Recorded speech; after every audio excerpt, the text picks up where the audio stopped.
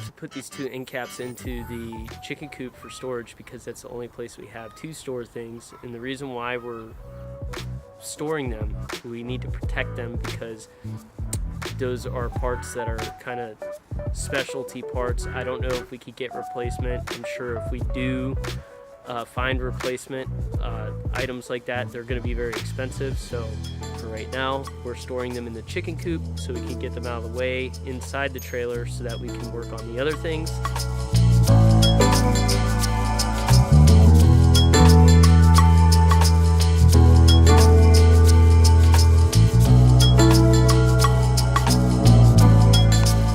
Is that a Sawzall in your hand, or are you just happy to see me? All you're gonna do, right up against this fitting right here, and just let the saw do all the work. See, it does. You can start it out slow and then just do it to it. You know what to do. I really am not a huge fan of the Sawzall. We have a video up about using the Sawzall for the first time. It scares the living you-know-what out of me, so I don't want to cut the whole Airstream apart on accident. Right here? Yep. Good job. I nicked the thing though. I always nick something at the end. It's okay, that floor is coming up. All right. It's kind of neat, the light behind you makes your hair have an interesting glow. It's a halo effect, it's called a backlight. I learned about it on YouTube, how to light things. I should have learned about it years ago when I first started shooting video for television news, but oh well, better late than never. You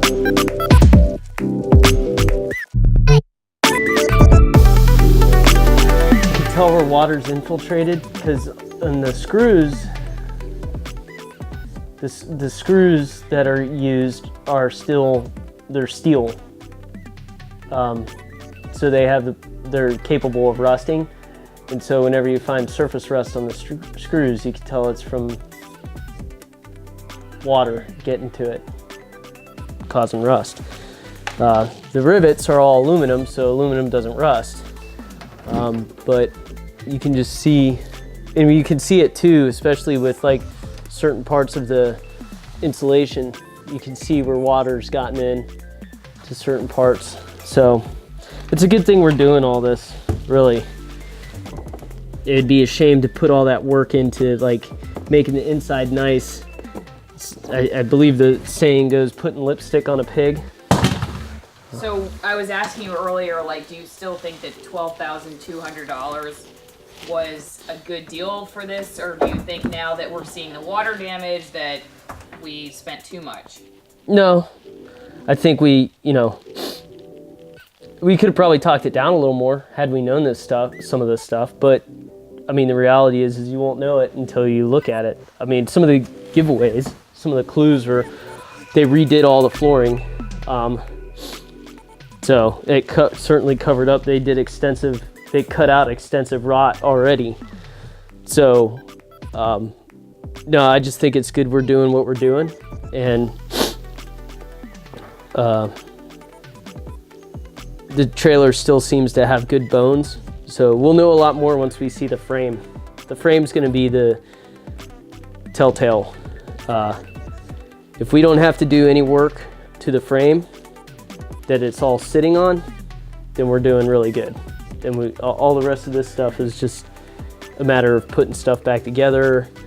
I think we're determining whether or not we want to reuse these panels or just with the amount of holes in them, because it seems like there's more holes in them than there are actual need for rivets.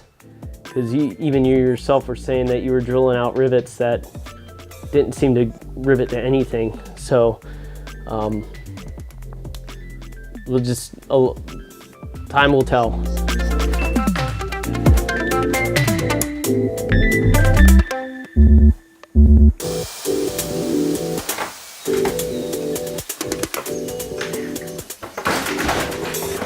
Whoa.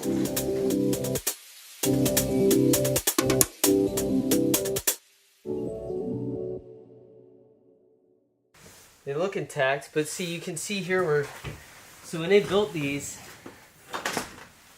see this right here? They took two So basically it took 4 wheel wells to make the 3-wheel trailers. They would take 2 wheel wells from each side, cut them in half, and turn them into 3-wheel wheel wells. So that's why I was thinking, well, we may just remake, because I don't like this. Anywhere where you have like a seam or a gap, you open it up. I mean, just look at, like, right here, you can see where all of this, anywhere where you have like a seam or a gap, you open yourself up for the potential for water and other things to get in. So even though these seem really intact right now, we may still be remaking them, redoing them.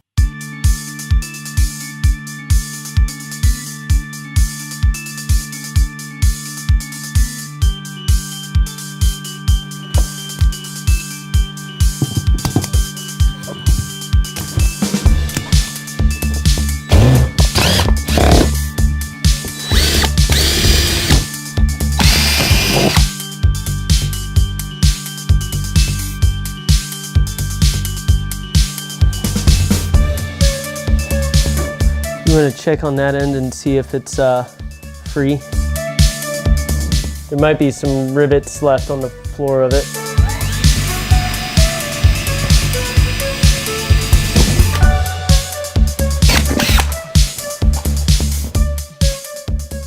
Wow, these are, you can see the water right there. And these rivets are like just done. They're toast. See all the water on the bit? Yeah. So it just means the walls are just filled with water?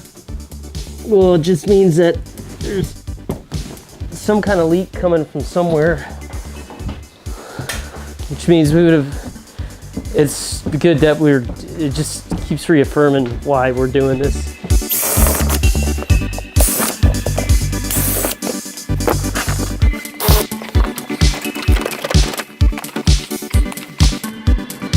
All right, you ready?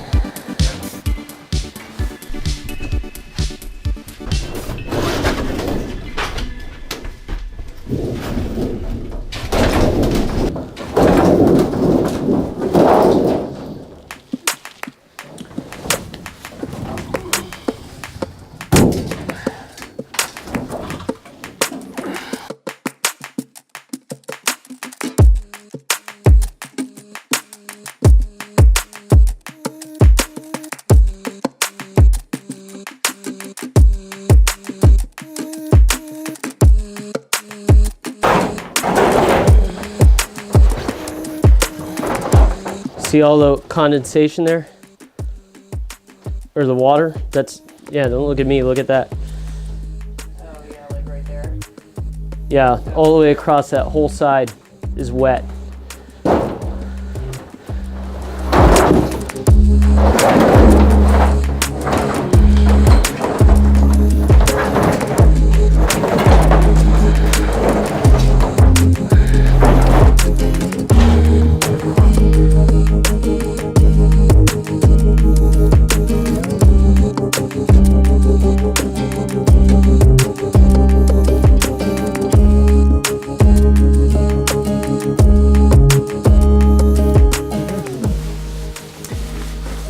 All right, well, we, of course, as usual, did not get as much done as we set out to do, but we still got this side taken care of.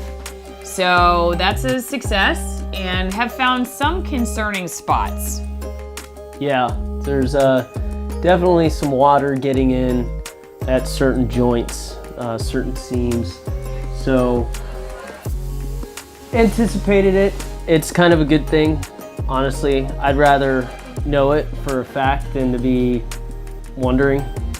So I think the biggest thing that we will have to do is, once we get the rest of the interior panels done and get this thing cleaned out, just I think a lot of that work is going to take place once the weather gets better anyways. So by the time things are drier and we actually have a little bit more warmth, I think things are going to just be a lot easier as far as getting this thing sealed up. That's the most important part. getting it sealed. Once we get it sealed and watertight, and we get the floor issues addressed, everything else is going to be much simpler.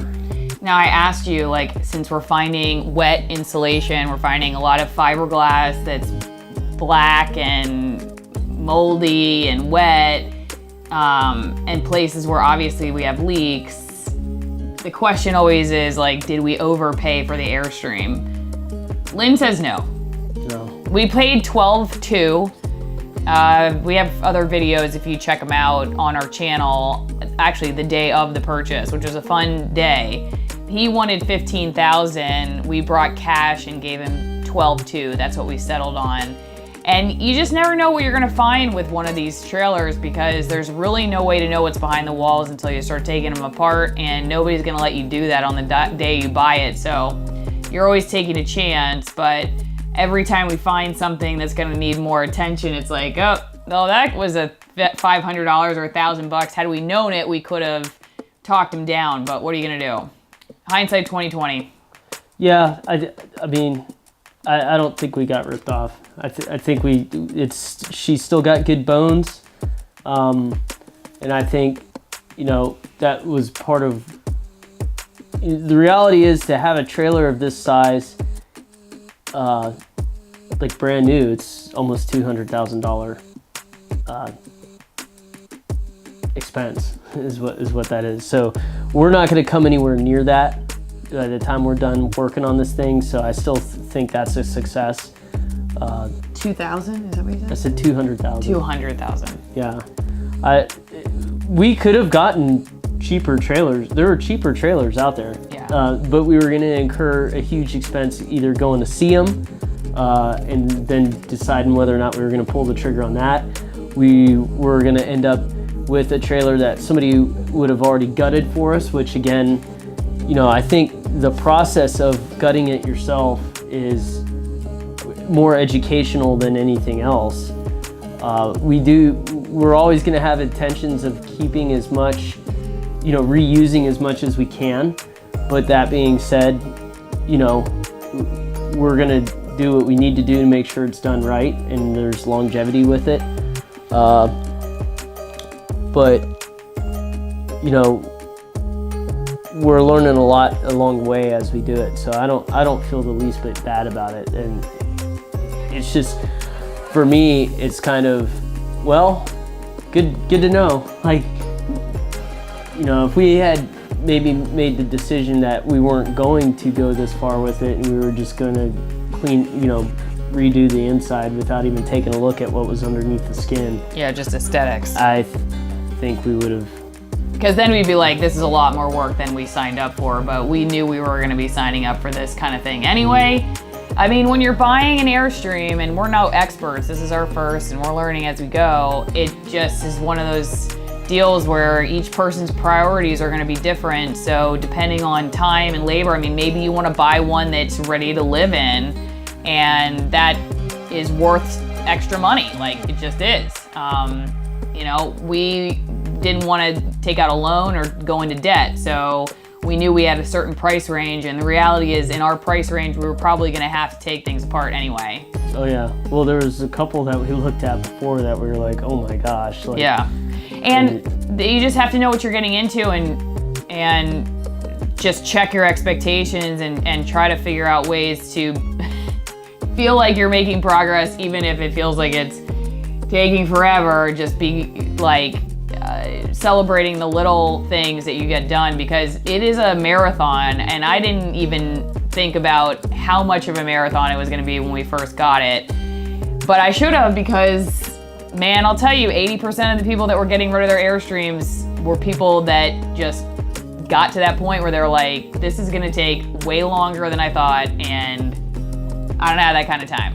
And they're just getting rid of them. So you just gotta like be aware of what your schedule is, and then factor that into like what kind you want to get and how much work you can put into it. Because it's a shame to have this dream and want to do it and then just get to a point where you just give up on it because you're tired.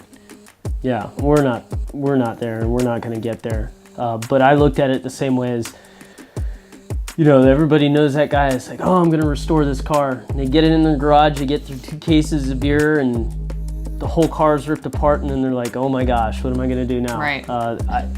For me, I sat here for about 20 minutes while Allie was uploading some pictures on the old Instagram. You know, I'm just sitting there thinking through my head, like, the big milestones that we're gonna have to hit with this thing.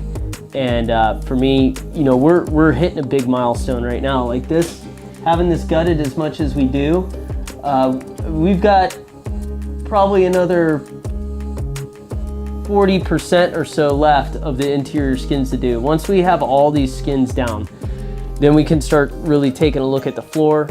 I'm anxious for when the weather's gonna get better, because we're gonna, the remnants of this fiberglass, we're gonna get this out of here. We're gonna start heavy looking into the seals. Gonna look at where, I know in the front right there, on the fore starboard side, if you wanna look at it that way, we're gonna need to get new C-channel for that. We're gonna need to get new corner panels for the front. The back, I'm anxious to get this skin out because there is a dent there, but I think it's fixable, it's salvageable, and as they say, she'll buff out. That's what he said about me when we got married.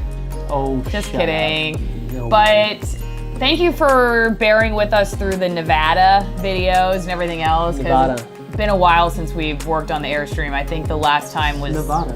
It's Nevada. Definitely Nevada. Yeah, I just actually talked to somebody I met on a story I was shooting who confirmed Nevada. Nevada.